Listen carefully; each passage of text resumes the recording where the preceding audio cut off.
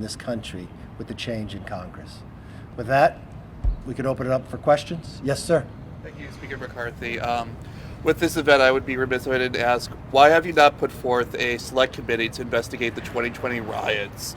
Do you plan to do so, especially given the more than $1 billion in damage and the likelihood of future riots? And my second question is, what was your reaction to the CNN town hall with former President Trump last night, where he said he would be fine with the country defaulting, denied that he lost the 2020 election, mocked E. Jean Carroll, and wouldn't say whether he'd support Ukraine, and call Putin a war criminal?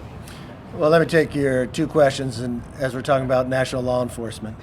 The first one is we'll investigate that through committees. We have committees that can do that in the process of making sure within the riots. With the town hall meeting, the one thing, as many of you know, as we sit here today, Title 42 is going to be lifted on the border. 11,000 people came across yesterday, set a new record. 4.5 million have come across since President Biden has taken office. When he's lifted the actions of the last administration and the administration before that.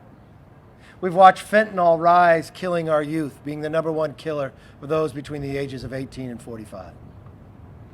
We watched just in the month of February of this year, more people were caught on the terrorist watch list in 1 month than were caught in the entire 4 years of the last administration.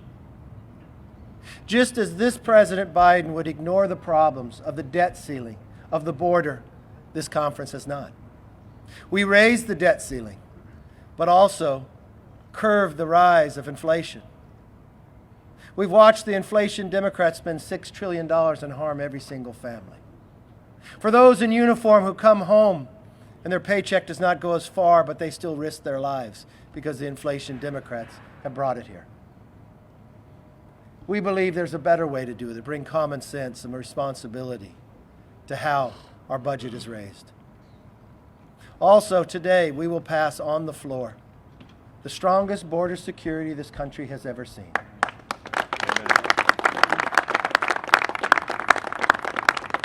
We are the most generous nation in the world.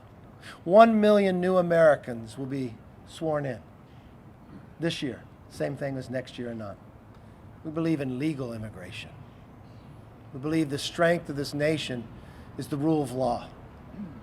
But when you break the rule of law, you break down society. We've watched it time and again when they wouldn't uphold the law and these liberal judges and liberal movements in Congress. We believe in changing all that. We will not ignore the tough issues that this country has. We will study them, we'll propose, and we'll give solutions, just as we will today. Next question, yes. Democrats